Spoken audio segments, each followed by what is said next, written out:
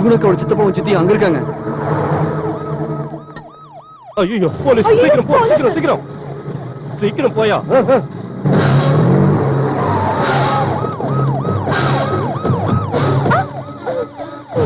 ஐயோ, அவ போலீஸ் கிட்ட மாட்டிட்டாள.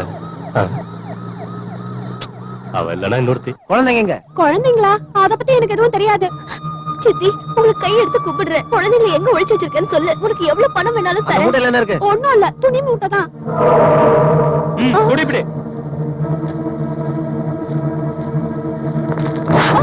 ஐயோ ஐயோ ஐயோ, என்னை ஏமாத்திட்டானே அந்த நாசமா போறவன். தங்க நகைய கொடுக்கறேன் ஏமாத்திட்டு எங்க தங்கமான வாழ்க்கைய நாசாக்கிட்டானே அந்த படுபாவி. யார் உங்களை ஏமாத்துனது?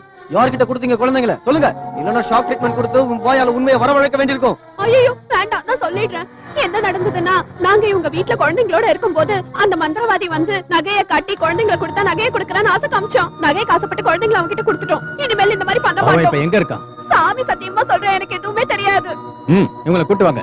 சீதாராமா ஜானகி ராமா ஜெய ஜெயராம்.